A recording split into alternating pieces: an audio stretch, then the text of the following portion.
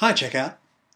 I went to the US at the end of 2011, but before I left, I rang my telco to unlock my phone handset so that I could use an American SIM card while I was over there. They said that was fine, that it would all work without any troubles. But when I landed in the US, my phone was still locked. So I rang my telco. They said, "Oh, that's weird. It should have worked. Try it again. It'll be fine." It still didn't work. So I called them back again. And this time I was told that no, it wasn't that I needed to switch the phone off and then on again. What I needed to do was to reset my phone, and then it would work.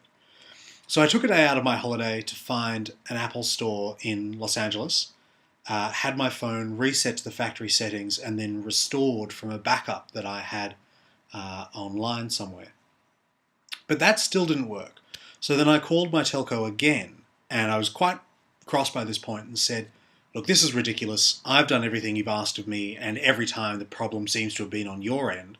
So what I'd like to do is use my phone like I normally would when I'm in Australia, and then to have all the charges sort of retroactively wiped and only pay what I normally would per month in Australia, which at the time was about $80. The person I was speaking to said that was fine, they could do that, and he gave me a reference number for the conversation and for the arrangement we made, that he said I could just ring up when I got home and give them this reference number and it'll be fine.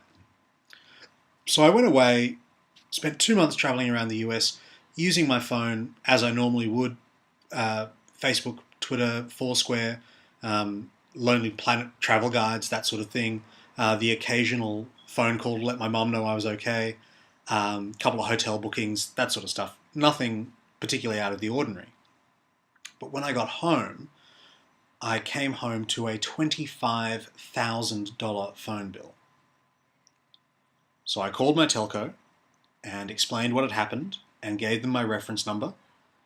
The person that I first spoke to was very unsure about all of this and so put me onto a manager. The manager was even less sure, and despite the reference number and despite the fact that I had the names and customer IDs of every single representative of this telco that I'd spoken to about this issue, and the dates and the times and how long the phone calls went for, and all the information tracking this situation, he said, "Oh, no, there's no way anybody would ever have agreed to that or have been allowed to agree to that. I'll investigate it, but you'll almost certainly have to pay the full amount. I'll give you a call in a couple of days and we'll work out where to go from there." I didn't hear anything for about 2 weeks, and the only acknowledgement I had that the situation had been resolved either way was when I got a second bill from my telco with the total charges reduced to $160, so the two $80 per month caps that I would have paid normally while I was away. So I suppose the moral of the story is to write everything down. Write down people's names, write down their IDs, write down everything that they tell you, everything that they say to you, everything that you agree to. And then at the end, when people are trying to say that you've made it all up, stick to your guns. We shall overcome. Solidarity forever, comrades.